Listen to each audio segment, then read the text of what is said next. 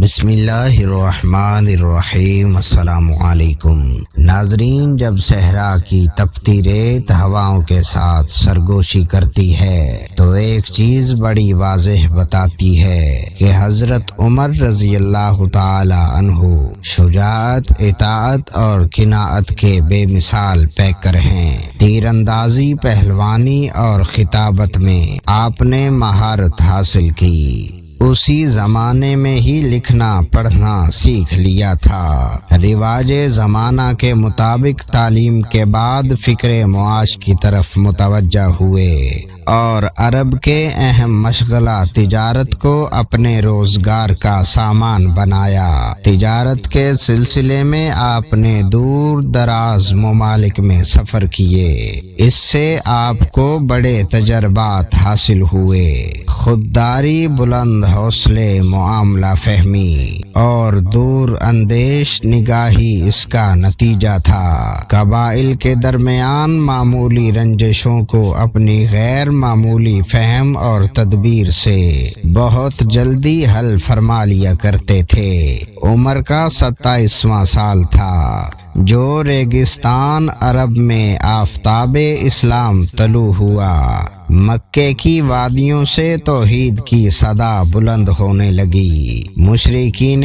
عرب کے ساتھ آپ کے لیے بھی یہ آواز نامانوس تھی۔ آپ اس پر سخت برہم ہوئے، یہاں تک کہ جس کے بارے میں یہ پتہ چلتا کہ وہ مسلمان ہوا ہے اس کے جانی دشمن بن جاتے ہیں۔ ان کے خاندان کی ایک کنیز مسلمان ہو گئی، اس کو اتنا مارا کہ مارتے مارتے تھک جاتے۔ اس کنیز کے علاوہ بھی جس پر زور چلتا اس کو خوب مارتے پیٹتے، لیکن اسلام کا نشہ ہی ایسا تھا جو ایک بار چڑھ جاتا تو اترنے کا نام ہی نہیں لیتا تھا۔ ان تمام سختیوں سے ایک شخص کو بھی اسلام سے نہ اتار سکے۔ قریش میں حضرت عمر فاروق رضی اللہ تعالی عنہ کی طرح ابو جہل بھی مسلمانوں کی دشمنی میں صف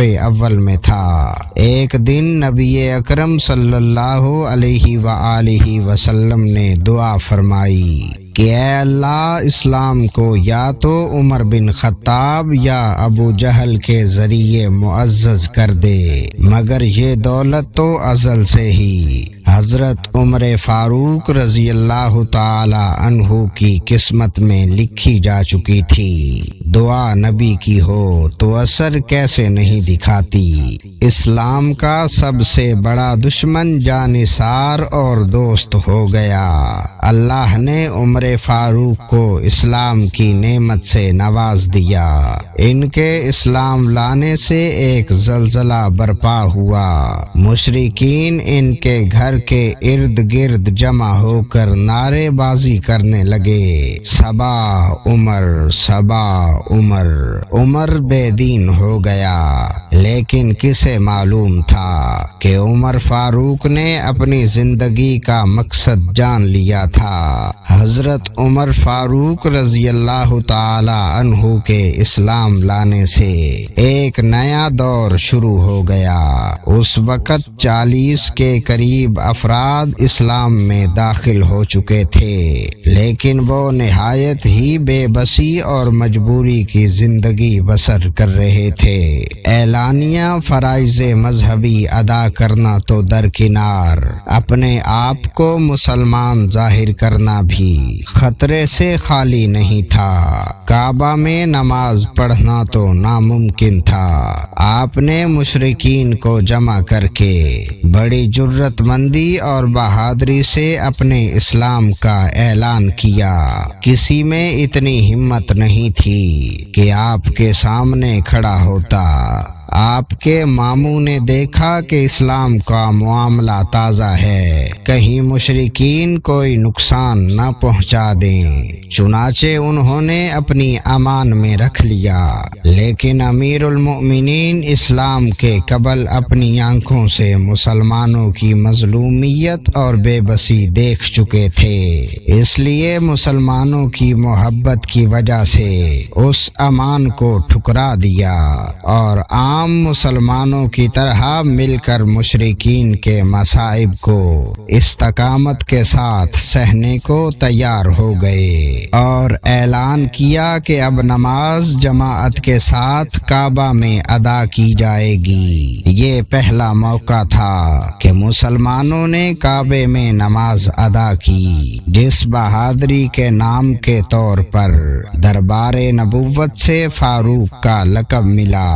مکہ میں جس طرح مسلمانوں کی تعداد بڑھتی گئی، مشرکین قریش کے باز و عناد میں بھی ترقی ہوتی رہی۔ پہلے وہ فطری خون خواری اور جوش مذہب کی وجہ سے اذیت پہنچاتے تھے، لیکن اب انہوں نے سیاسی استحصال بھی شروع کر دیا تھا۔ مکہ میں مسلمانوں کی زندگی مشکل سے مشکل بنتی جا رہی تھی۔ مسلمان حضور اکرم صلی اللہ علیہ وآلہ وسلم کی اجازت سے مدینہ کے ساتھ مختلف ممالک میں ہجرت کرنے لگے۔ تمام مسلمانوں نے خفیہ اور پوشیدہ ہجرت کی۔ اس کے مقابلے میں حضرت عمر فاروق رضی اللہ تعالی عنہ نے آپ صلاۃ والسلام سے اجازت طلب کی۔ اجازت ملنے پر جس شان اور شوکت سے آپ نے ہجرت کا سفر شروع کیا وہ قابل بیان ہے۔ آپ نے گردن میں تلوار لٹکائی، تیر نکال کر ہاتھ میں رکھے، کعبہ کے پاس آئے، 7 دفعہ طواف کیا اور مقام ابراہیم پر 2 نفل ادا کیے۔ اشراف قریش کعبے کے ارد گرد چھوٹی چھوٹی جماعتوں میں بٹ کر بیٹھے ہوئے تھے۔ آپ ہر جماعت کے پاس جاتے اور فرماتے ہیں کہ تمہارے چہرے خواب آلود ہوں، جو چاہتا ہے کہ اس کے بچے یتیم ہوں، اس کی بیوی بیوہ بنے، وہ اس وادی کے پار آ کر میرا مقابلہ کرے۔ سنو، میں مدینے ہجرت کر رہا ہوں، کون ہے مقابلے کو تیار پائے؟ میدان میں للکار فاروقی کے سامنے سب کی بہادری دم توڑ گئی اور کوئی بھی مقابلے کو تیار نہ ہوا۔ اس کے بعد جماعت در جماعت ہجرت کر کے مدینہ میں جمع ہونے لگے، حتیٰ کہ سرور کونین صلی اللہ علیہ وآلہ وسلم خود ہجرت کر کے مدینے نازل ہوئے۔ آپ صلی اللہ علیہ وآلہ وسلم نے مہاجرین اور انصار کے درمیان بھائی چارہ قائم کیا۔ انصار نے اس میں جانثاری کی مثالیں قائم کر دی تھیں۔ مدینے میں اب سب مسلمان سکون و اطمینان کے ساتھ عبادت کرنے لگے تھے کہ غزوہ بدر کا عظیم مارکہ پیش آیا۔ امیر المؤمنین اس مارکے میں حضور اکرم صلی اللہ علیہ وآلہ وسلم کے لیے اپنی مخبرانہ رائے، معاملہ فہمی اور شجاعت و بہادری سے دستے بازو بنے رہے۔ اس موقع میں مسلمان سرخرو ہوئے، کامیابی اور کامرانی ان کا نصیب بنی اور کفار کو شکست سے دوچار ہونا پڑا۔ اس موقع میں سرداران قریش کی بڑی تعداد گرفتار ہوئی۔ اس بات پر بحث ہونے لگی کہ ان کے ساتھ کیا معاملہ کیا جائے۔ حضرت ابوبکر صدیق رضی اللہ تعالی عنہ اور دیگر صحابہ کی رائے یہ تھی کہ ان سے فدیہ لے کر آزاد کر دیا جائے۔ جبکہ امیر المومنین کی رائے تھی کہ ان سب کو قتل کر دیا جائے۔ آپ علیہ السلام نے حضرت ابو بکر صدیق رضی اللہ تعالی عنہ اور اکثر صحابہ کی رائے پر عمل کرتے ہوئے ان تمام کو فدیہ لے کر آزاد کر دیا۔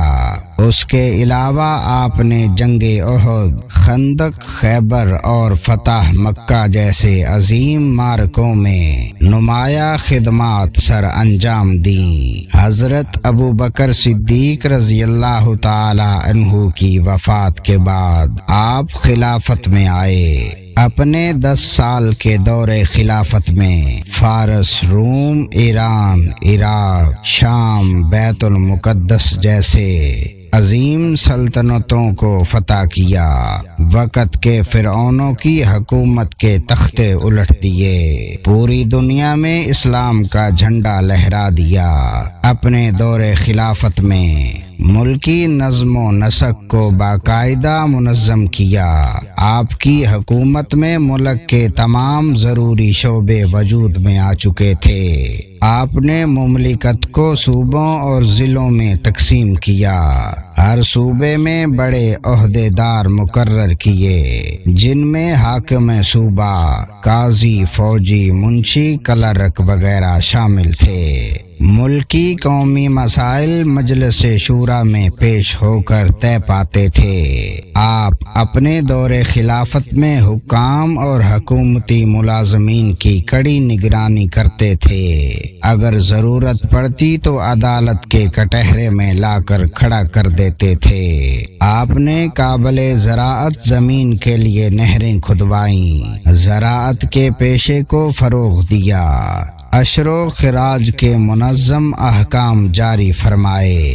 جیل خانے اور بیت المال جیسے عام شعبے ترتیب دیے، تعمیرات کو سرکاری طور پر ترقی دلوائی۔ آپ نے نئی آبادیاں قائم کیں، جس میں بصرہ، کفار اور دیگر شہر شامل ہیں۔ اشاعت اسلام کے لیے آپ کی خدمات قابل قدر ہیں۔ آپ کے اثرات پر قرآن جو اثاثہ اسلام، دستور اور منشور ہے، مرتب کیا گیا۔ آپ نے اپنے دور خلافت میں اس کے درس و تدریس کو رواج دیا، معلمین، حفاظ اور مؤذنین کی تنخواہیں مقرر کی۔ اشاعت حدیث کے لیے بھی صحابہ کو مختلف ممالک کی طرف روانہ فرمایا۔ آپ نقل احادیث میں بڑی احتیاط فرماتے تھے۔ تمام ممالک میں فقہ کرام کو مقرر کیا۔ مختلف فقہی مسائل میں صحابہ سے مشورہ کر کے ایک رائے طے کرواتے تھے۔ مسجد نبوی کو وسعت دی، نئی مساجد تعمیر کروائیں، ان کی ضروریات کا بندوبست کروایا، عرب کی توثیق کی۔ آپ کے دور خلافت کا نمایاں وصف عدل و انصاف تھا۔ شاہ و گدا، امیر و غریب، عزیز و بیگانہ سب کے لیے ایک ہی قانون تھا۔ عدل فاروقی کا دائرہ صرف مسلمانوں تک محدود نہیں تھا کہ ان کا دیوان عدل مسلمان، یہودی اور عیسائی سب کے لیے یکساں تھا۔ آپ فطرن ذہین اور صائب الرائے تھے۔ آپ کی رائے کے مطابق کم و بیش 20 آیتوں کا نزول ہوا، جنہیں موافقات عمر کے نام سے یاد کیا جاتا ہے۔ اسیران بدر، آذان، مقام ابراہیم کو مسلح بنانا اور ازواج مطہرات کے پردے سے متعلق آراء مشہور ہیں۔ قربت نبی صلی اللہ علیہ وآلہ وسلم کی وجہ سے آپ کو احکام میں بہت مہارت تھی۔ اس کے باوجود بھی کسی مسئلے میں الجھن ہوتی تو بلا پس و پیش صحابہ سے دریافت فرما لیتے۔ قرآن مجید کی تلاوت کرتے وقت مجتہدانہ انداز سے بڑا غور فرماتے تھے۔ اس کی بدولت قرآن مجید سے دلائل دینے میں بڑی مہارت تھی۔ آپ کے اخلاق و عادات دین محمدی کی عملی تصویر تھے۔ آپ کے آئینہ اخلاق میں خلوص دنیا کی لذتوں سے اجتناب، حفظ اللسان، حق پرستی، داست گوئی، تواضع اور سادگی کا عکس نمایاں نظر آتا تھا۔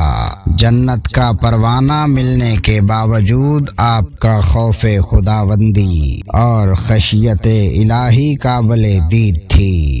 رات بھر عبادت، ذکر و اذکار میں مشغول رہتے، نماز میں عموماً ان آیات کی تلاوت فرماتے جن میں خدا کی عظمت و جلال کا بیان ہو۔ ان آیات کی وجہ سے آپ اس قدر روتے کہ ہچکی بن جاتے ہیں۔ حضرت عمر فاروق رضی اللہ تعالی عنہ کے دل میں حب رسول اور اتباع سنت رچی بسی ہوئی تھی۔ آپ جمال نبوت کے سچے شہدائی تھے۔ اس راہ میں جان و مال، آل اولاد، عزیز و اقارب کی قربانی سے پیچھے نہیں ہٹتے تھے۔ زہد و قناعت کا پیکر تھے۔ دنیا کی طلب، حب و جاہ، مال سے نفرت فرماتے تھے۔ آپ کی زندگی نہایت سادہ تھی۔ کھانے میں بغیر چھنے ہوئے آٹے کی معمولی روٹی اور روغن زیتون ہوتا تھا۔ خلافت ملنے کے بعد نہایت محتاط ہو گئے تھے۔ فکر و فاقہ اور تنگ دستی سے زندگی بسر کر لیتے تھے۔ نہایت ہی متواضع شخصیت کے مالک تھے۔ خاک ساری کا یہ عالم تھا کہ کاندھوں پر مشکیزہ رکھ کر بیوہ عورتوں کے لیے پانی بھر لاتے تھے۔ بازار سے ان کو سودا وغیرہ لا کر دیتے تھے۔ آپ کی زندگی رحم دلی سے بھرپور تھی، البتہ دینی معاملات میں سختی تھی۔ آپ اپنے بچوں اور ازواج سے نہایت ہی محبت کرتے تھے۔ فیروز نامی ایک پارسی غلام نے آپ سے اپنے آقا کے بھاری محصول کی شکایت کی۔ شکایت بے جان تھی، اس لیے آپ نے کوئی توجہ نہ کی۔ اس پر وہ آگ بگولا ہوئے۔ وہ صبح کی نماز میں خنجر لے کر اچانک حملہ کر دیا اور مسلسل 6 وار کیے۔